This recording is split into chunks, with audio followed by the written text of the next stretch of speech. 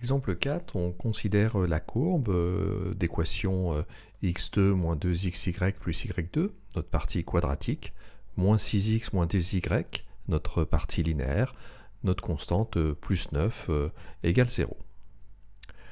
Donc on note nos matrices A, L, U. On sait que notre équation sera transposée de U à U plus LU plus 9 égale 0. On calcule le déterminant de A. Le déterminant de A, il vaut 0. Donc notre conique, elle est du genre parabole. Évidemment, on s'y attendait parce qu'on a fait les deux autres exemples juste avant.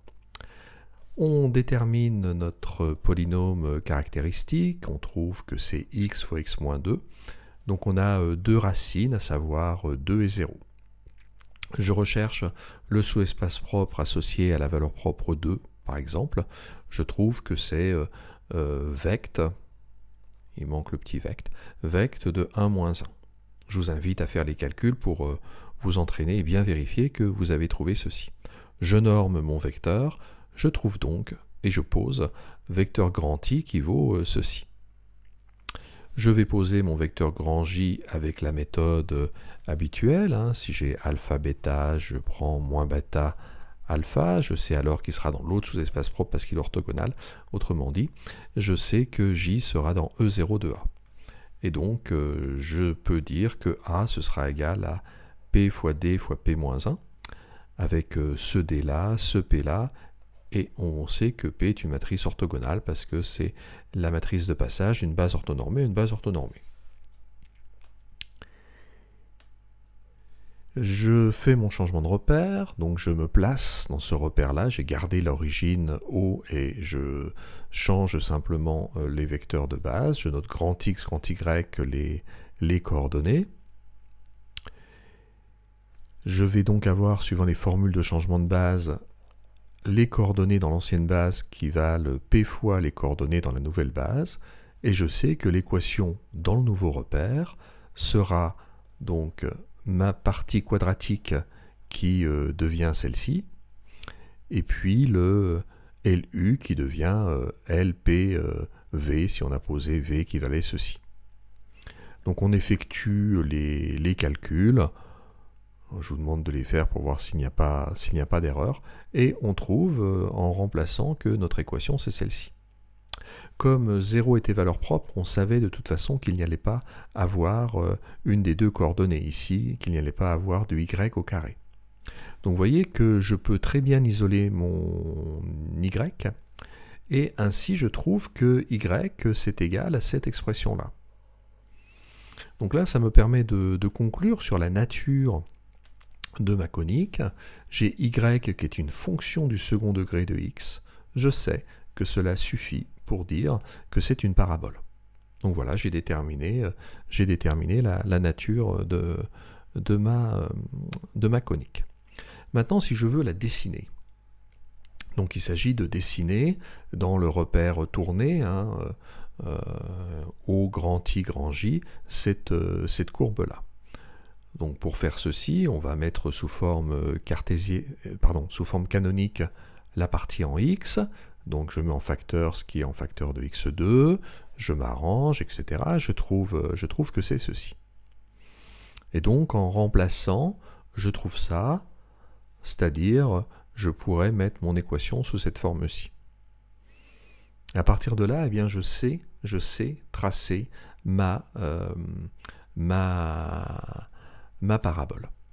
Bah oui, je sais tracer ma parabole parce que imaginons que je note S, le point de coordonnées dans le nouveau repère, moins racine de 2 sur 2, racine de 2 sur 2. Autrement dit, c'est le point pour lequel ceci est nul et ceci est nul. Et que je fasse un nouveau changement de repère et que je me place dans ce nouveau repère où je garde comme base les vecteurs grand I, grand J, mais je change simplement l'origine. Et si je note x1 et y1, les coordonnées dans ce repère-là, eh bien les formules de changement de repère lorsqu'on fait juste un glissement d'origine me dit que j'aurai y1 qui vaudra y moins racine de 2 sur 2, et x1 qui vaudra x plus racine de 2 sur 2. Donc en fait, j'aurai mon équation qui sera celle-ci. Et donc ça, c'est une courbe y1 égale une constante fois ax1 fois x1 au carré, avec a qui est strictement positif. Donc moi je sais que dans le repère, donc on a S, là on a l'axe des x1, l'axe des y1 qui est comme ceci. On sait que notre parabole, elle sera comme ça. Elle passera par S, et y égale une constante fois x carré. On sait représenter ça. Donc on regarde ce que ça donne sur un dessin.